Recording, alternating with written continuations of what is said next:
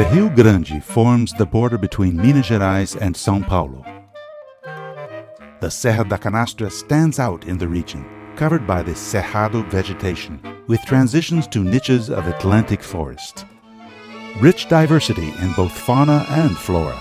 Mild climate, sun and rain in balanced proportions. Environment suited for the selective growing of sugarcane. An attractive scenario to fabricate handcrafted quality cachaça. The dream of Senhor José Batista de Oliveira began here. It was year 1943, times of World War and crisis in sugar production. On his farm, Fazenda Cachoeirinha, he invented a way to redistill and ferment raw block brown sugar, and thus the handcrafted drink would become a legend in the region. Cachaça Batista. The cachaça became famous. It came to frequent the cellars of collectors, and Zé Batista liked that. He ordered the printing of the first label with its famous star, personally managing his creation until 1972, when life pointed in other directions, and he had to close the distillery. However, the shining star had not yet been extinguished. On his 90th birthday at a family reunion, Senhor José confessed his desire to recover Cachaça Batista.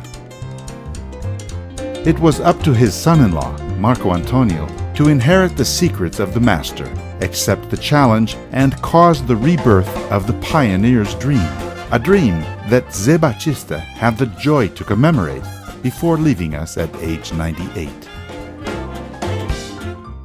Fazenda Boa Sorte is an ecological paradise. Since he assumed the property, Marco Antonio has worked intensely to recover native species, from birds to butterflies, preserving and increasing the riverbank vegetation in harmonious commingling with the growing of sugarcane.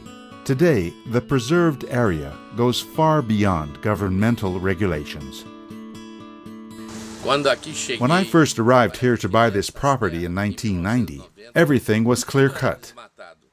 I decided to preserve this copaíba so that it would be the cornerstone of my undertaking. It was here that everything began. The main differential of Cachaça Batista begins with the soil quality and care with the crop. In partnership with Embrapa and other institutions, Cachaça Batista conducts permanent research with the objective of selecting the varieties that best suit the region's climate and the soil of the farm. After exiting the crushers, the sugarcane juice goes through a rotating filter and fine mesh sieve, and is decanted to remove impurities. Before going on to the fermentation vats, the juice is diluted and homogenized to standardize the sugar content. Fermentation is the soul of cachaça. Batista cachaça is fermented with natural yeast from the region. It is at this stage that the aromatic composites peculiar to the drink are formed. After a 24-hour cycle, the fermented juice is once again filtered before following on to distillation in artisanal copper stills. During distillation, the already fermented juice is heated, and from it, the distilled liquid is extracted. The first and last parts of the distillation, head and tail, are separated and redistilled to produce fuel ethanol used on the farm itself.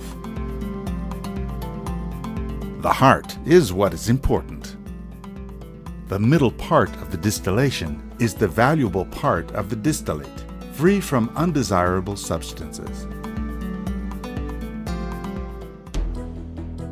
The Cachaça Batista industrial plant takes into account all environmental protection procedures. The wastes are recycled, and all the water used in production goes through a treatment station and is reused in crop irrigation. The entire process is high-tech and sustainable. After all this work, the cachaça needs to rest.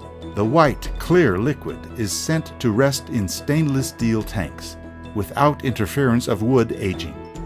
Another part of the production will age in barrels to attain the softer woody taste and a touch of special aromas. The first thing we have to see is limpidity, if it was well done. If it doesn't have any glycerin adulteration so that it becomes smooth. So here you can see the tears. This white, clear one, for example, doesn't have any wood aging. We can see it is crystal clear. It looks like water. It has this crystalline appearance. The small bubbles, the alcohol tears you can see, which cannot stop here. If the alcohol stops, it was adulterated. These tears have to run slowly or quickly, depending on the age and consistency.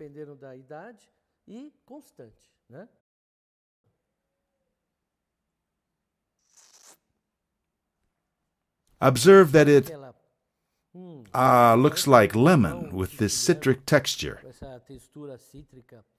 It fills the mouth. It has density.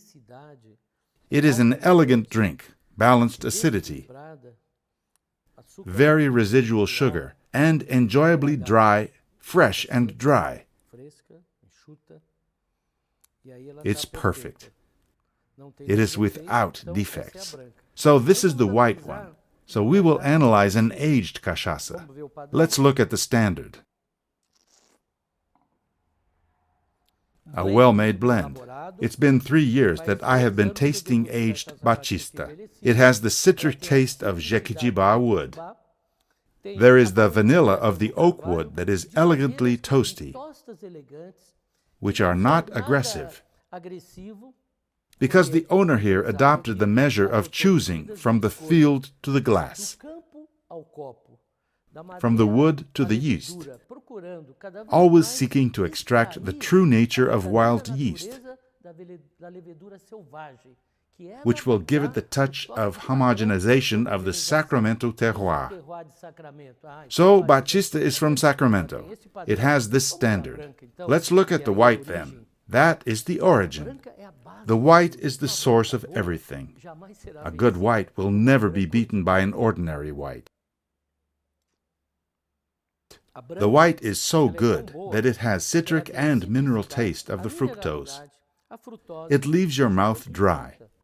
The mouth cannot become sugary, tired, and makes you want more. To your health! Viva Cachaça Batista! Cachaça Batista researched consumer preference to elect its ideal blend. A light oak and Jequitibá wood mixture, with the predominant touch of oak. These woods with subtle, light aromas preserve the original taste of the cachaça. It is important to achieve balance between the wood and the fruit.